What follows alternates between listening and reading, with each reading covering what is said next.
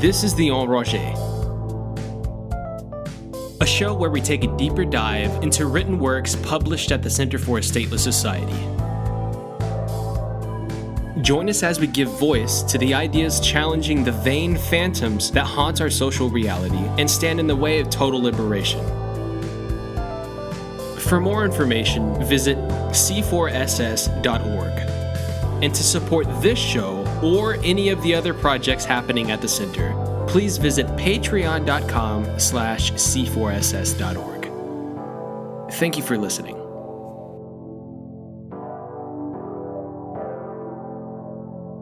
Hello and welcome to the Enragé.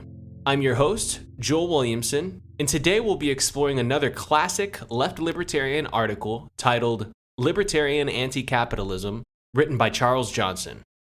Rad Geek, or Charles Johnson, is an individualist anarchist, technologist, and writer living in the Deep South. He researches topics in the history and theory of radical individualism, left-libertarianism, and market anarchism, with an interest in intellectual and social history and analytic philosophy. He has written articles for the Industrial Radical, Free Voices, Reason, and the Freeman, Ideas on Liberty, as well as the Center for a Stateless Society. He is the co-editor, together with Gary Chartier, of Markets Not Capitalism, an anthology on left-wing market anarchism and individualist anarchist thought. He keeps a long-running blog at radgeek.com and a repository of freely available historical texts at fair-use.org. Charles, thank you for joining me. Thank you, Joel. It's a pleasure to be here.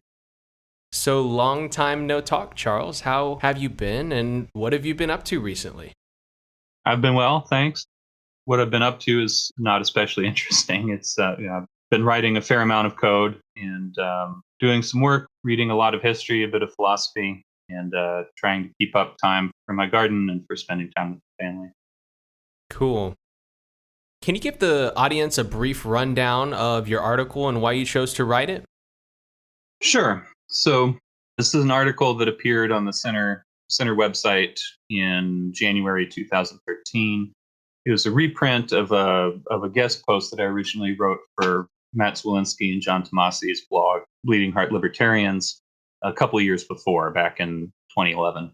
And basically, Matt was familiar with some of my other writing, the Libertarianism Through Thick and Thin article and some other things. And he invited me to do a couple guest posts at Bleeding Heart Libertarians. This was at about the same time that me and Gary Chartier were in the process of finishing up with the book for Markets Not Capitalism.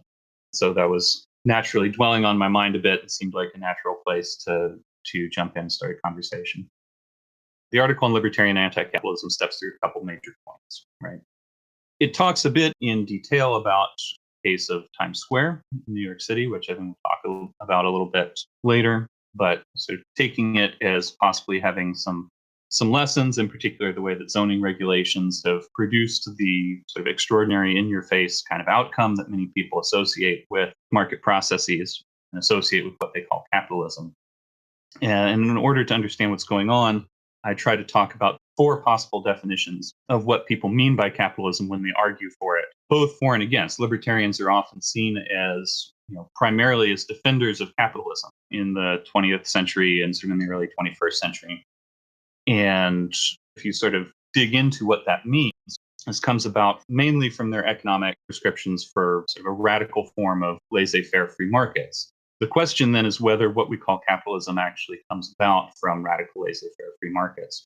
And in the article, I sort of try to develop out 4 different definitions that are sometimes in play when people have political arguments about capitalism, whether they in fact mean laissez-faire free enterprise, whether they mean pro-business political economy. There are also common uses of the term capitalism that refer to wage labor system, and something else that's a bit harder to give sort of a succinct definition to, but something like a diffuse idea of profit dominating or crowding out other forms of interaction in a profit-dominated society. And so I sort of step through these 4 definitions, try to spell out in detail sort of what they come to, how they relate to the underlying idea of a free market.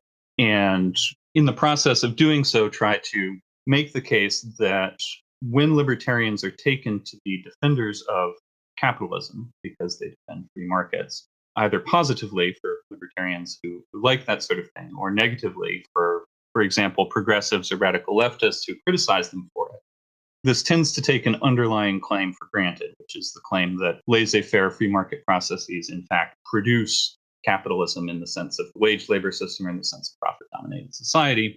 And so I spend a bit of time trying to spell out how making these distinctions allows you to see that there's actually a substantive claim about economics and about political economy there that needs to be argued about, and that historically many libertarians who see their views as aligning better with the radical left than with apologetics for conventional capitalism want to argue is actually false. And so I sort of, at that point, largely leave it there, right? So it's not intended as a full-on case for why libertarian anti-capitalism is the true position, although in fact I think it is, and we can talk about some of the reasons why, but primarily to try and step through what's going wrong in conversations that make the position of libertarian anti-capitalism simply invisible as a possibility, to try and bring it out as a possible view that defenders of freed markets might take, and to try and give some ideas of the reasons why this is the area that we should be arguing about, rather than just having arguments that take for granted the claim that the actually existing capitalism we see around us is somehow the result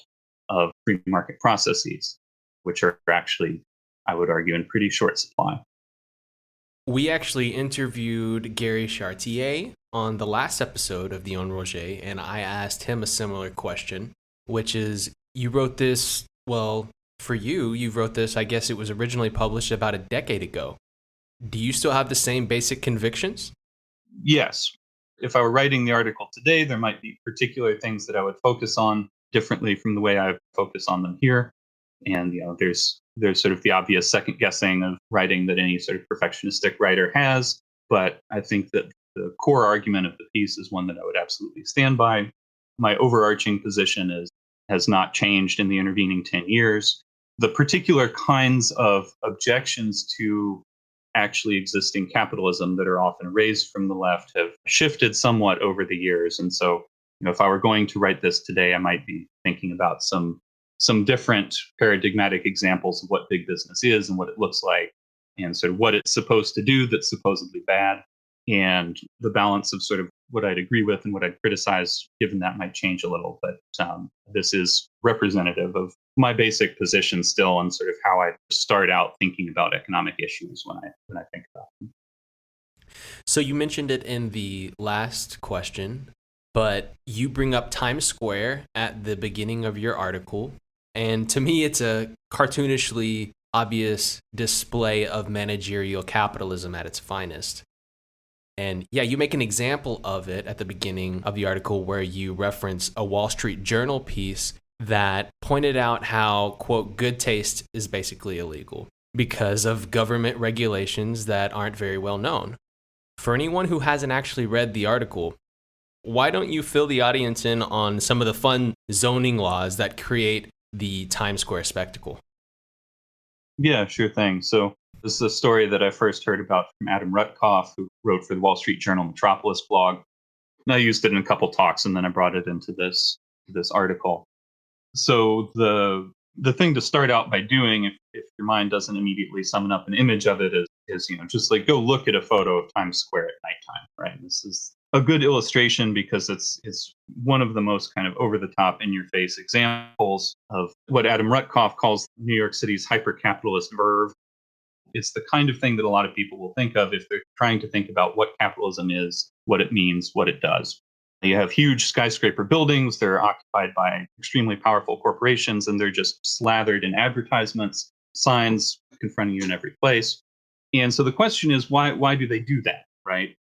And you might think that they do that because, like, a bunch of clever newspaper operators and theater operators and everybody else who sets up crazy expensive flagship store in Times Square got together and said, what would be great is if we consumed every inch of private space with advertising.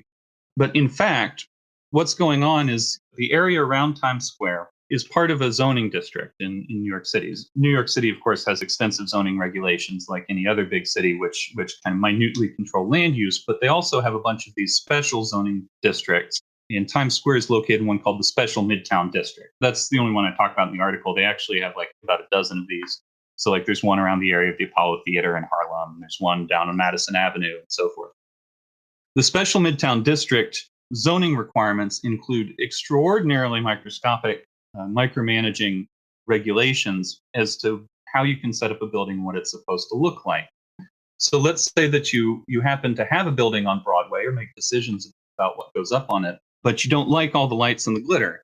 Well, that's too bad, right? So if you look at the zoning resolution for the Special Midtown District, it has a specific requirement in Section 81732, subsection A, subsection 1, that at least one illuminated sign shall be provided for each ground floor establishment with a street frontage on 7th Avenue, Broadway, or a narrow street for the full length of the zoning lot frontage, or the first 100 feet from 7th Avenue or Broadway, whichever is less, with the exception of theater signs. Each required illuminated sign shall be located directly behind the clear, untinted, transparent material with which the street wall is required to be glazed under section, so on and so forth, so on and so forth.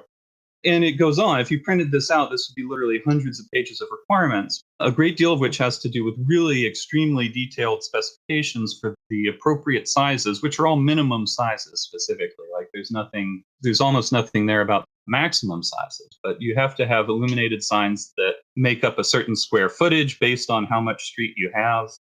There's requirements that if they're animated or if they're flashing or blinking in any way, then the aggregate time for which such sign is unlit shall not exceed 10% of the operating cycle, in no case shall exceed 15 seconds. In addition, no single continuous time period during which it's unlit shall exceed 3 seconds. And they've got requirements about time. You can't shut them off before 1 a.m. and so on and so forth and on down the line.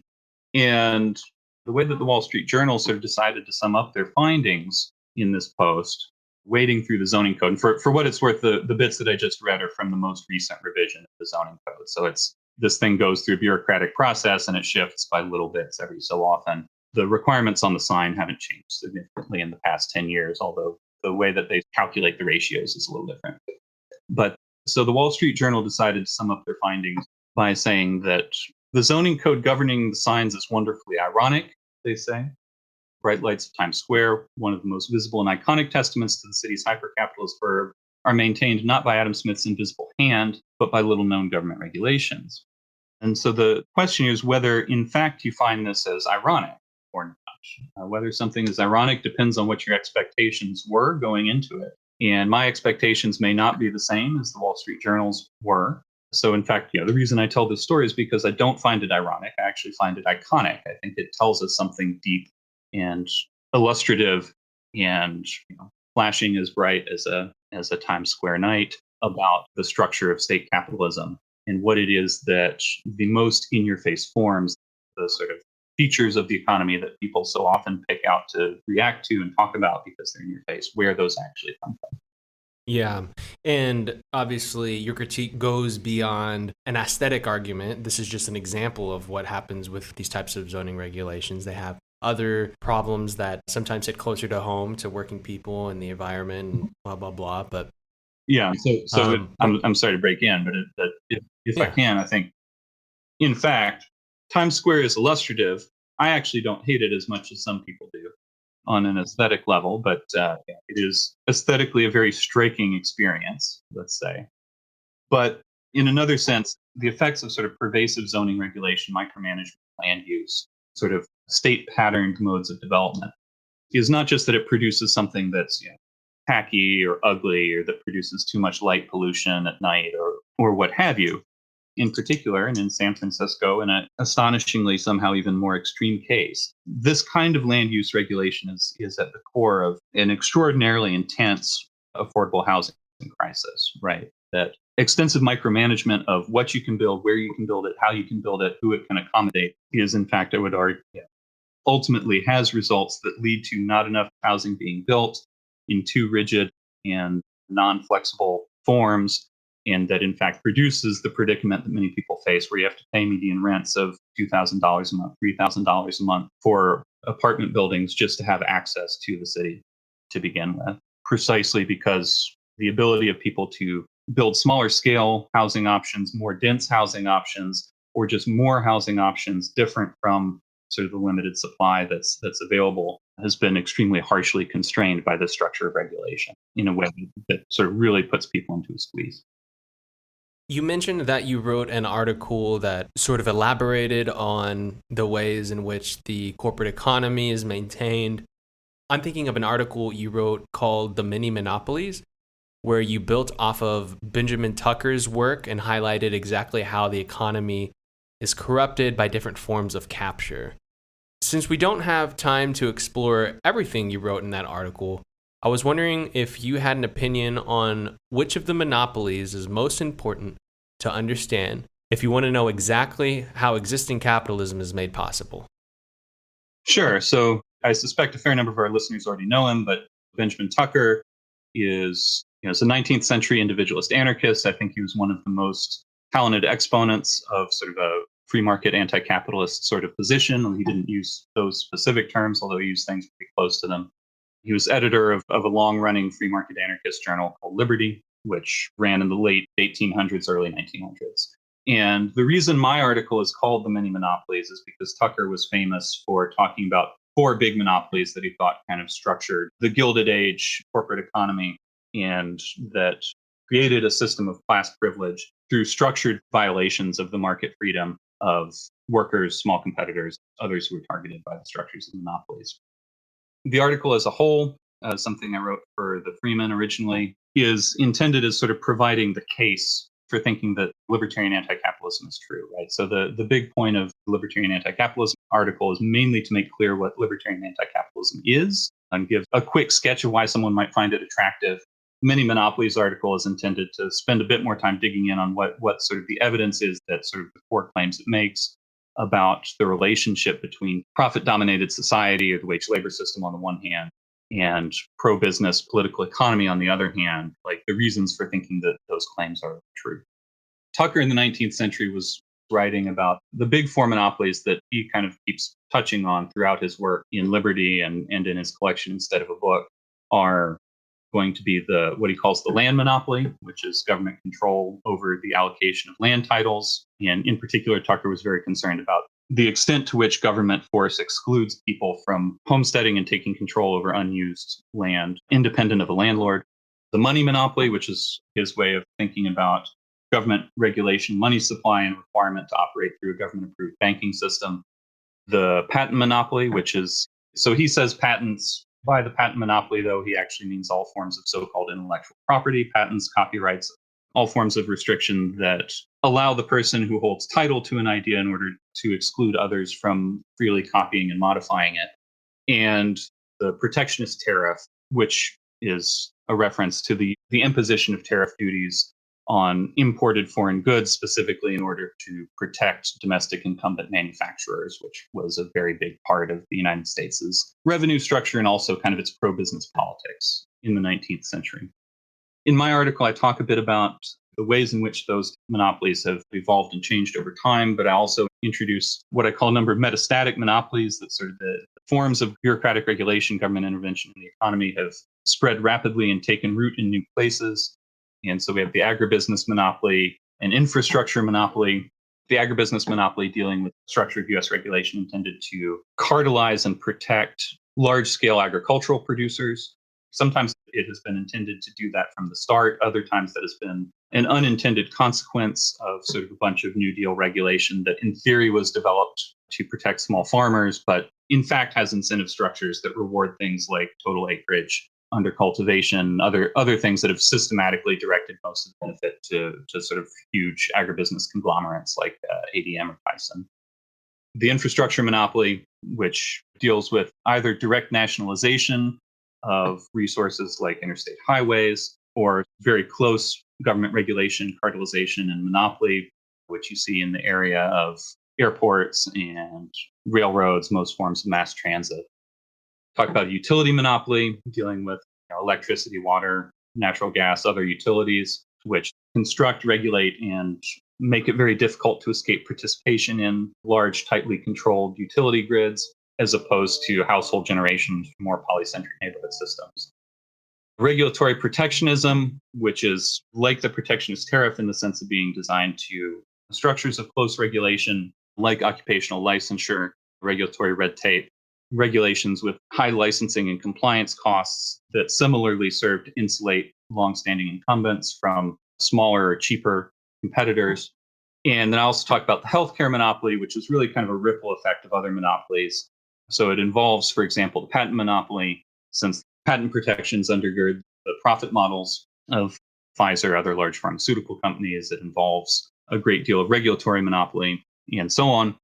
But the combined ripple effects of patent monopolies, licensure and regulation, extremely high fixed costs imposed by the FDA and by a number of cost ratchets within the healthcare system, and also by government regulation of the insurance sector, has created a situation in which healthcare needs and access to sort of sources of money in order to pay potentially catastrophic healthcare costs ends up sort of taking on a life of its own and having sort of structural effects on its own in terms of tethering workers to their employers by sort of the cost structures built into insurance benefits, also just facing sort of constant precarity from dangers of lost coverage and denied claims, sort of crippling debts that can result from this. And so sort of make healthcare a particular industry where it may be worth sort of singling out on its own just because of sort of all-consuming growth of the medical sector and sort of its general importance to a lot of the predicaments that people face when sort of confronting actually existing capitalist markets today. So we have land monopoly, money monopoly, patent monopoly, protectionist tariff, infrastructure monopoly, utility monopoly, regulatory protectionism, healthcare monopoly, and agribusiness monopoly. And so of those, I don't have a good answer to the question of which of these is the single most important, right? There's a big list because I think they're all real important. Now, what I'd want to say is which is the most important partly depends on what areas you're interested in looking into, right? And it's partly dependent on whether you're asking sort of a historical question or whether you're asking a question about ongoing processes and sociological and economic questions about sort of structure of dynamics that people are facing right now. In terms of historic questions, it's important to track that there have been some of these monopolies that sort of shift and reduce in importance over time, right? Protectionist tariffs used to be really high in the United States. They're really high, in particular, when Tucker was writing. We still have them, and they're important in particular industries. Like protectionist tariffs continue to be a big deal in how the agricultural industry works, for instance. But neoliberal free trade agreements have tended to have the overall effect of trying to significantly ratchet down protectionist tariffs in favor of other kinds of large-scale global economic management and sort of adjustments and balance of trade. On the other hand, intellectual property monopolies, I would argue, have become more and more important historically over time. The sort of cliche thing to say is that we're transitioning from an industrial economy to an information economy, or we've already transitioned, or whatever your particular take on that is. And given that sort of access to and control over information, data, computer programs, scientific discoveries, technological implementation has become more and more essential to the structure of how the economy works, how culture works, how ongoing innovation and economic development work, the monopolies that are built into intellectual property structures have become increasingly more important and more central to how many of the companies, in particular, many of the technology and culture and entertainment companies that sit around up near the top of the Fortune 500, how they operate. But there may be other purposes in which other forms of monopoly rise to the front, or in which they become more important to sort of what people are concerned with. If you're concerned with wealth gaps and structures of people's access to money and to economic opportunity, then in a lot of ways, the money monopoly is going to be really central, really important to that. 10 years ago, when I was writing this article, the shadow of money monopoly was especially visible and especially important when every major financial institution in the United States had just been bailed out to the tune of multiple trillions of dollars in order to prop up and continue their broken business models on the grounds that they were too big to fail. On the other hand, like if you're addressing individual people's individual concerns about what it is about capitalism that bothers them, what it is about, sort of the actually existing markets they face that are messing up their lives, often that has to do with the rent being too damn high, right? Which is a reason to care about land monopoly, or often has to do with crises that people are thrown into by catastrophic healthcare costs, which is a reason to care about sort of what I label as the healthcare monopoly. The most important feature is often not the isolated effects of a single monopoly, but how all of them sort of twist together and reinforce each other, right? So the healthcare monopoly is a patent monopoly and it is a regulatory monopoly. And it depends on the structure of the insurance market being messed up by money monopoly. And by credit being very, sort of money and credit being very hard to access, ruinous to try and access on favorable terms if you're in a bad place. And so it is not just each of the tentacles going and doing its own thing, but also how they sort of wrap together that produce a lot of both the big systemic and structural features that people worry about, but also like the individual crises that people are facing kind of at ground level when they are especially hurting and especially worried about the effects of profit-dominated society or the wage labor system or other exploitative features of actually existing capitalism on their everyday lives. There's lots to be said about how the state and the economy overlap. A lot of the confusion comes in when we start labeling these things. And getting back to the original point you were making, one of the original points you were making in Libertarian Anticapitalism, to me it seems that if you want to avoid confusion, you can either stop using the word altogether, or you can specify your definition and continue to use it in whatever way you please. Mm-hmm. You, of course, ultimately choose to continue using the word capitalism and choose to position yourself as someone who is opposed to it. The third and more ambitious thing here is that you've also inspired other libertarians to follow suit.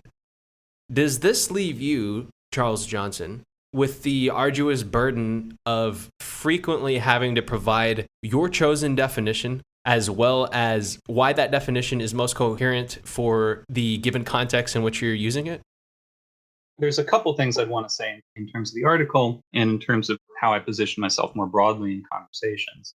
A big part of the point in the Libertarian Anticapitalism article is simply to lay out a set of definitions that people historically have used for capitalism, that they've used it to mean free enterprise, that they've used it to mean pro-business political economy, that they've used it to refer to these kind of specific structural features of an economy like the wage labor system or like a profit-dominated society. And if you're going to use the word capitalism, then it is important to be clear to the extent that it's possible to get clear on which of these things you mean. You can always just sort of stipulate that at the start of a conversation, right? You can say, I'm about to say something about capitalism, and let me specify that what I mean by capitalism is the wage labor system, right? And throughout, whenever I use the word capitalism, you are to understand this as in fact meaning a specific form of labor market where the means of production are largely held in the hands of a small capitalist class and most people work for them. And you go on from there. Now, in fact, most people don't have conversations this way, right? They meet each other at a bar or on Facebook or in some other place that's equally unsuited to having a good conversation, but they start talking anyway, and they have opinions about capitalism, and you have to sort of work out in the course of the argument, like, what is it that we actually mean here, right? How can we sort that out? So I do often end up, if I'm going to have a conversation about capitalism, and about like making a distinction like why I'm for free markets but against capitalism or something like that, I often end up with the conversational burden of trying to piece out what specifically I mean by that, what my interlocutor understands by it. But I think that you have to do that anyway if you hope to have a clear conversation. It's sort of a fact about the term capitalism that it has these multiple meanings, and that when people start arguing about it, they often don't have a single one of them in mind, but often have sort of a bundle of them confused together. So the conventional use of the term is often already confused without people realizing that it's confused. And sort of taking a step back to think through what is it specifically that you mean and how can we spell that out is going to be important to being able to actually have sort of a clear-eyed conversation, both about where things that seem to be disagreements may not actually be disagreements, but also where you do have genuine disagreements, where those disagreements lie, right? So how much of a burden it is to try and spell out these ideas can vary a lot depending on the context, right? Sometimes it takes sort of setting out a set of definitions or asking a set of questions like, do you mean capitalism in free market sense, or do you mean capitalism like profit-dominated society? Do you mean capitalism by like what we have in the United States now? Sometimes, on the other hand, just sort of simple rhetorical interventions can really do a lot of the work for you without having to spend a long time on hashing out a particular definition, right? Part of the goal of a slogan like Markets Not Capitalism is, first of all, to make clear that there may be a difference that you want to make between these two concepts. And if you're going to make a difference between these two concepts, then what you mean by capitalism must be something other than just like laissez-faire free markets. And that can lead to raised eyebrows, it can lead to questions, but it sort of will often start out those questions in the right place, where you can start talking about the ways in which, for example, a particular complaint about lack of affordable housing is perhaps not due to the inherent logic of the commodity process or something complicated like that, but rather actually just due to the fact the government makes it illegal to build a lot of different kinds of housing that people want. So how arduous it is to have to provide definitions can often depend on the conversational context and can depend on whether you have to sort of spend a lot of time trying to sort out conceptual confusions, or whether you're able to sort of hit the ground running by using quick suggestive phrases to try and point out where your points of opposition to the actually existing corporate economy, point out where those are from the start. That part of what you don't like about it is the extent to which it actually depends on constraining markets rather than being the result of them being left to run free. Right. Managerial capitalism, corporate capitalism, there's all these words you can put before it. But I mean, at the end of the day, the word capitalism by itself isn't going away. So, here's the $1 million question. How do you define capitalism? So the other thing that I'd want to say about this that I think is important in these contexts is a lesson that I learned writing code from computer science, actually. So it's something that in the tech world is often called Postel's law. Postel's law is that you should be liberal in what you accept and conservative in what you produce. It's one of the few places where you'll find me saying something kind about being conservative. So you should be liberal in what you accept and conservative in what you produce. So part of the question here is whether you are thinking about what you are writing, what you put out there, how you interact with people, how you put your own position, or whether you are reading the position of others, trying to understand how different writers, different conversation partners have come to the views that they've. So there's not a single there's not a single definition that's the correct definition of capitalism. It's just a fact about the language that it's been used in, at least 4 different ways. I think probably a whole bunch of different ways over the course of the last couple centuries. And so the way that you ought to think about it, if you are, on the one hand if you're reading a Marxist talking about commodity logic and the capitalistic mode of production, is different from the way you should think about what it means if you're trying to read, say like Walter Block or Karl Hess in libertarian forums in the late 60s talking about their position as revolutionary anarcho-capitalism, et cetera. And as a reader, you are interacting with another human being, and it's incumbent on you not to try and just pick out what the right meaning of the word is and then evaluate them in terms of your understanding of the term capitalism, but rather fill them out and try and get an idea of what they mean by it. So if they mean free enterprise by the term capitalism, that's what they mean by it, and that is okay. If they mean, a structured wage labor system by capitalism, and that's what they mean by it, then that is also okay. The important thing is to make sure that as you try and read and think through their arguments about society, that you are consistently and charitably applying their own understanding of the term to the arguments they're making. Now, when you yourself are producing political argument, it does pay to stop and try and think through and settle on a clear meaning that you stick to in the context in which you're writing. So if I'm using the word capitalism in conversation or in writing, I'm typically going to be using that to mean something like the wage labor system or to mean something like profit-dominated society. These are the latter 2 meanings of the term capitalism in my article, specifically because using it in those 2 senses allows me to try and be clear about the distinction between those kind of systems in order to provide them with sort of a short, punchy name that I can use to refer to them by that's familiar to most people, in order to make clear what my specific claim is about the relationship between those other things on the one hand and free markets on the other. And that doesn't mean that I think I've got the right definition of the word capitalism as opposed to the others. It's that in the context of the kind of arguments that I want to make, the best way to be able to make them relatively clearly is to adopt a terminological convention that stuff about individual liberty, property ownership, spontaneous order, all the other features of the market form, that we'll use markets as a short, quick way to refer to that. We'll use capitalism as a short, quick way to refer to structural outcomes like the wage labor system or profit-dominated society. And if we have these 2 terms in place, then we can get directly to questions like, is there something about market forms and market processes that makes these capitalist structures of ownership and management more likely, inevitable, or is it actually the case that they don't come from those market processes, rather come from somewhere else? Right, yeah.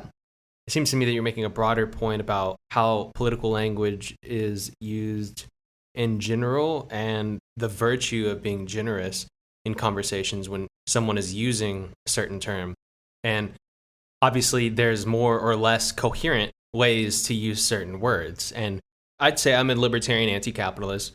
In certain contexts, the emphasis on the anti-capitalist part of my support for free markets has resulted in a willingness on behalf of the people I'm speaking with to participate in emphasizing the ways in which the state is interwoven in the economy. Also, when I discuss these things with non-market anarchists, for example, they sometimes arrive at a position where they're hypothetically willing to leave room for market exchange, even if they don't prefer to interact by those means. However, some left libertarians haven't had such good experience using or emphasizing the anti-capitalist part of their support for free markets and have chosen actually to distance themselves from it because they believe it has resulted ultimately in pushing people away from supporting free markets entirely. Do you have any thoughts on that? So there's a couple big things I'd want to say. One is that essays like Libertarian Anticapitalism and like the book Markets Not Capitalism and so on are the end result of a process of experimentation rather than the initial experiment, right? So this is something that started off in a lot of conversations with people who had questions about capitalism or who were actively opposed to capitalism, often but not only in anarchist spaces, sometimes also talking with sort of more conventionally political progressives, and also disagreeing with other libertarians about how far we were on the hook to defend big business against its critics and so on. And I also found taking this tack useful, right? It was useful in terms of opening up space for conversations that were hard to have otherwise. So it often helped open up possibilities when talking with non-market anarchists to sort of allow the space of social experimentation might include a whole bunch of market processes if they're sort of severed from state control, right? And also just to be able to sort of see and acknowledge not just that the state supports, sort of big business and a corporate economy and wage labor structures and so on, which anarcho-syndicalists already believe all that stuff, for instance, right? They already had that idea before I came along. But it was often helpful in opening up some discussions about a number of the specific structures of not just the fact that government and big business are often in bed together, but specific structures of how that happens and why some forms of market activity are favored over others and why this results in kind of big megalithic capitalistic structures. So I also have sort of a relatively fruitful experience in using these kind of discussions as a way to open up dialogue. Now, there may be cases in which it's not so helpful to take that tack, but I do want to be careful about what it means for it not to be helpful, right? So one of the things that was a little frustrating about the Libertarian Anticapitalism essay to some of its readers is that it is largely concerned with matters, with sort of trying to set out kind of clearly and slowly some matters of definition and to make clear what a specific claim is, right? So this is why the article comes around at the end to this thing that I called the capitalist causal hypothesis, that if you have quote unquote capitalism in the sense of free markets, then you'll naturally tend to get capitalism in the sense of large-scale concentrations of ownership, for-profit corporate economy, a wage labor system, and so on, right? And the capitalist causal hypothesis is something that I think is false, that many people, both on the right and the left, think is true. And I don't actually, by the end of the article, it's about 3,000 words or so to sort of tee up this particular empirical claim about how the world works and what the effects of market processes, may or may not be. I don't actually give much of an argument as to like why I think I'm right and say, like a social democrat is wrong, or why sort of a big business conservative is wrong about the natural tendency or the inevitable effects of free market processes. And that's not because I don't have any thoughts on that, right? I express those thoughts in different places. I have a bunch of articles, and I think it's a big question that you can't possibly settle within a short essay as to whether the entire free market anti-capitalist worldview is true or false. The point of the article is to help out with some conceptual clarification and then present a research program for what you're going to want to go out and see is true. the point of saying all this about the point of the article is that I think it's not necessarily a flaw in the conversation if taking this tack and using it to clarify the core claim ends up with your conversation partners looking at sort of the capitalist causal hypothesis as you've presented it, that free markets are going to lead to capitalism, and saying, yeah, I agree with that. I disagree with you because I think capitalism is like a bad structural effect. That's going to give me a reason to move away from free markets, right? So like being able to make this conceptual clarification doesn't settle the issue, and they may end up disagreeing with you at the end of the conversation. I think that's fine. Like my goal is actually dialogue and trying to get clear on where disagreements actually are, rather than on sort of shepherding the conversation towards surface level agreement. So I hope to convince people that free markets are good things, but I'm okay with it if the approach that I'm taking ends up leading some people to say, I appreciate the clarification, and that sounds like a reason for me to be against free markets. Yeah, like you were saying, the idea of what a market would result in, the form it would take after the state is abolished, that's a large empirical question that we can be more or less confident about depending on the way we understand the existing economy to actually function.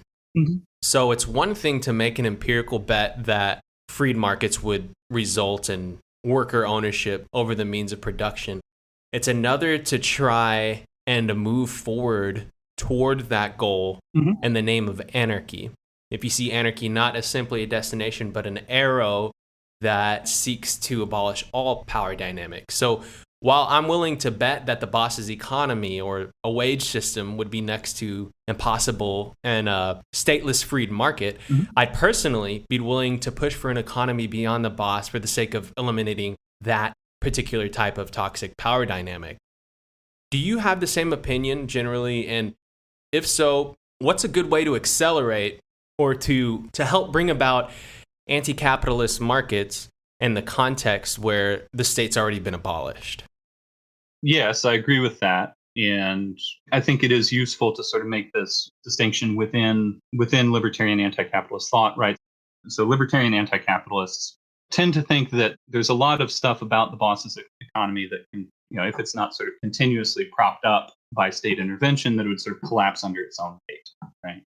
There may be other things where the chief concern is not just going to be to sort of let bottom-up competition run its course and let it collapse under its own weight, but actually to engage in ongoing social activism in order to bring it about, right? So free market processes include spontaneous orders, and I think that's important, and you really want to stress that, but it also includes stuff like conscious grassroots activism. Part of a market society is that people decide what they're going to buy, what they're not going to buy, where they're going to work, where they're not going to work. Sometimes they do these things in groups. Sometimes they do these things with particular activist purposes in mind. And I am myself, for both ethical and structural economic reasons, very much in favor of grassroots bottom-up activism as a means to help people pursue their interests from the ground up and push back against toxic boss worker power dynamics and so on. So this can include things like rank and file grassroots unionism, working through non-political means, Coalition of Immokalee Workers, farm workers union that I've written a lot about, that sort of often seem to be broadly emblematic of what's sometimes called the alt-labor movement. Because they're a farm workers union, due to one of the carve-outs in the National Labor Relations Act, they don't actually have any access to political recognition. But in fact, they've been able, over the past couple decades, to win a whole bunch of really impressive increases to both the money piece rate that the workers they represent get for picking tomatoes, and also a lot of important safeguards on labor conditions as well, not through political means, but through coordinating a series of boycott campaigns, publicity campaigns, and public activism campaigns that have essentially worked to pressure big tomato buyers into demanding pro-worker condition and pay improvements from the tomato growers. So grassroots activism can take the form of things like rank and file labor unions operating through sort of voluntary non-political means. It can take the form of mutual aid organizations, networks, and other means for folks to help support each other, help get each other's back, and help to both put themselves in a better position and also drive a harder bargain against bosses, or simply ultimately to provide functioning and rewarding alternatives to boss-owned workplaces through activism within the framework of individual liberty and market relationship. Cool. Thanks for that answer, Charles. Are you down to answer one listener question before we move to the end of our conversation? Yeah, sure. So the listener question is, what might you change about the essay today, given how much bigger the left and Marxism is compared to a decade ago? I'd have to see the evidence that Marxism specifically is a lot bigger than it was a decade ago.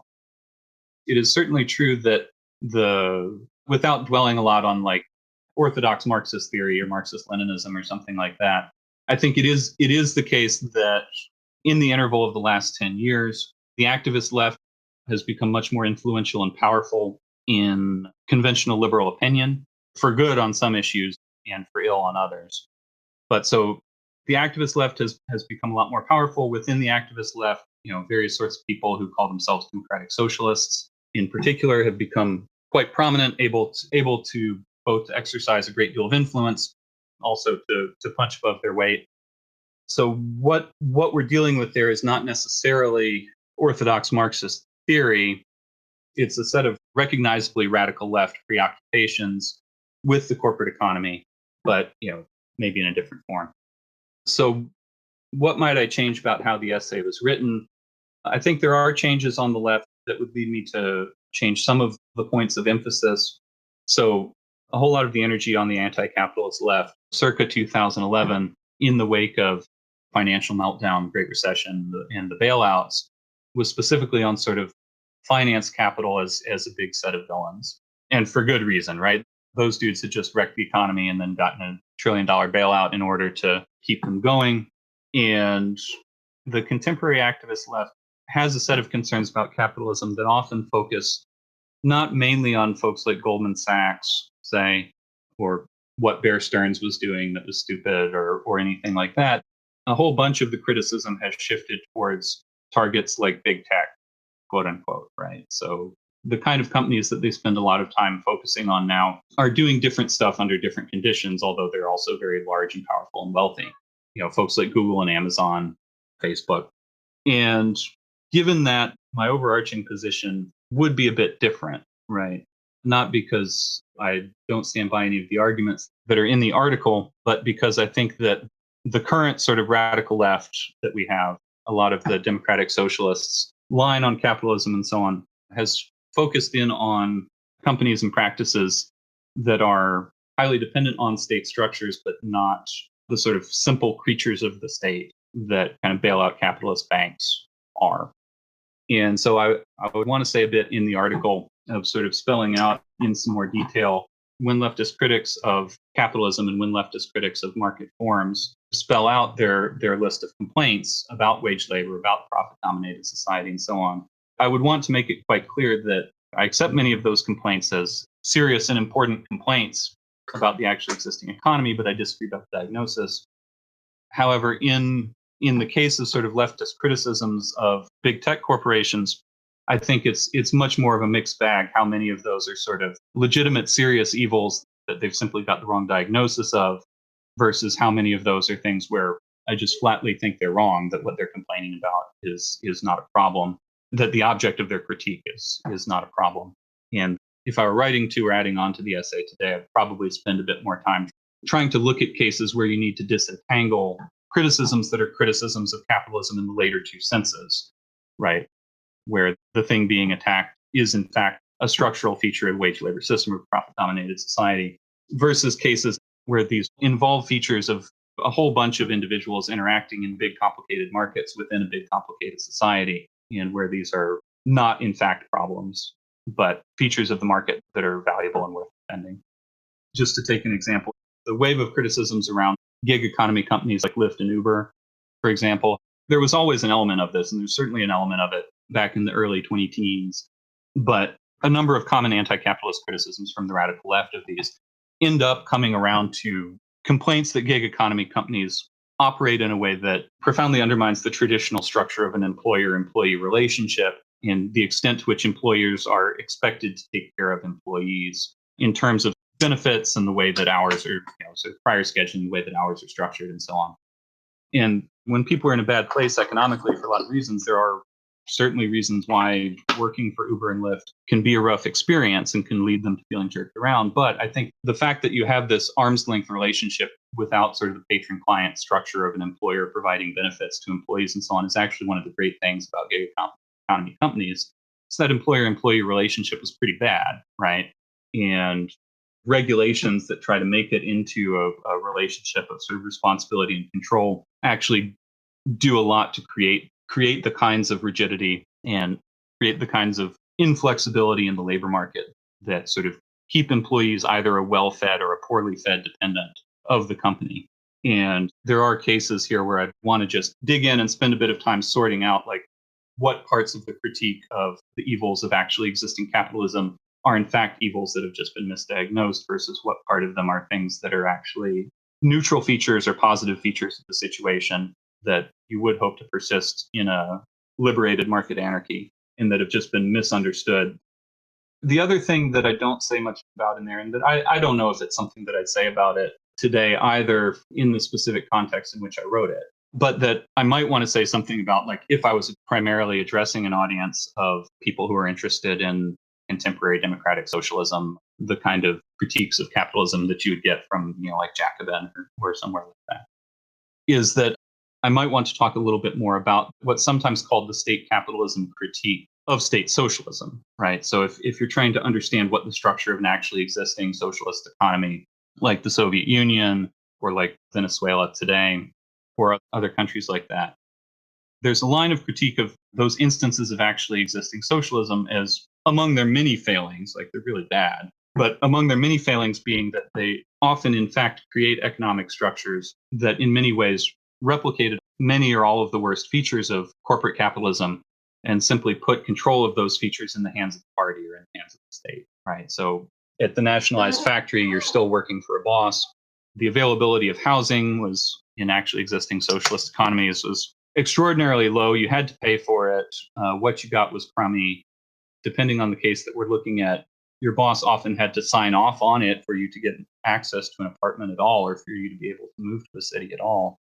And so, like when left libertarians, free market anarchists have talked about state capitalism, what we're usually referring to is something like what you have in the United States, right? Where state capitalism means sort of capitalism that's supported by and dependent on the state.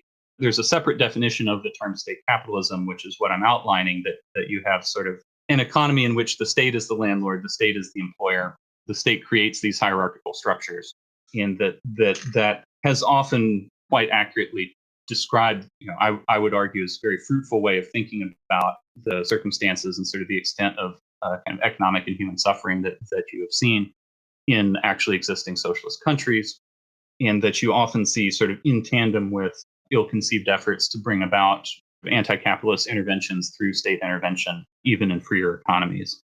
And given this additional sort of use of the term capitalism, that's something that for people who have based a lot of their critique of capitalism on exploitative hierarchy and then present government intervention as the solution, that is something that I would want to sort of loop around and stress a bit more in, sort of an alternate audience version of the article if I were to write it. Other than Center for a Stateless Society, what resources do you recommend folks check out in order to learn more about anything that we've discussed today? Sure. So I would be remiss if I didn't mention that I am the co-editor of a book, Markets Not Capitalism, which is on precisely these topics and treats them in a great deal more detail. So Gary Chartier and I co-edited the book together. I contributed some pieces. We also have other pieces from a wide variety of writers within what I'd want to call sort of the left-wing market anarchist conversation. And so if you want to get a really kind of wide-ranging introduction to what they have had to say, how we think of these terminological issues, also how we think of the substantive empirical economic and political issues underlying them, how we would apply these across a wide variety of cases, and also a lot of things that market anarchists have disagreed with each other about, how we've argued with each other and dissented from each other and tried to work out our ideas through dialogue. That's a pretty good place to start. You can get it from the Center for a Stateless Society store and also from the publisher Minor Compositions and some other places where fine books are sold. I would say that a few things that have really kind of influenced my thinking on these topics, on sort of some of the historical questions. There's bunch of history books that you could look at, but sort of the best short introduction would be Roy Childs' Big Business and the Rise of American Statism, which is partly Childs sort of synthesizing some work from a few other historians. He's also drawing a lot on the work of Gabriel Kalko in order to try and sketch out the historical case for why, in his view, big business is not the product of the free market, but rather one of the forces working to constrain the free market and how it is dependent on those constraints. There's a lot of really good stuff in a dialogue that Voltairine de Cleyre and Rosa Slobodinsky wrote called The Individualist and Communist, a Dialogue, that's available in Markets Not Capitalism. It's also freely available on the internet. The vision of global decentralized markets and sort of the value of many of the things in market economies that anti-market critics often miss can be found in, for example, Hayek's The Use of Knowledge in Society. And since I've had a bit to say on sort of being able to try and conceptually clarify and have thoughtful disagreements and to work out ideas through kind of a process of dissensus, I would always recommend Conic Dialogues, especially the Lacasse and the Mino are two dialogues that I think are really good on helping to demonstrate how coming around to finding conceptual difficulties and trying to achieve some conceptual clarification through charitable but demanding conversation can lead to insights that would not otherwise be available. Charles Johnson, I think we can leave it there. Thank you so much for joining me. Thank you so much for having me. It's been a real honor.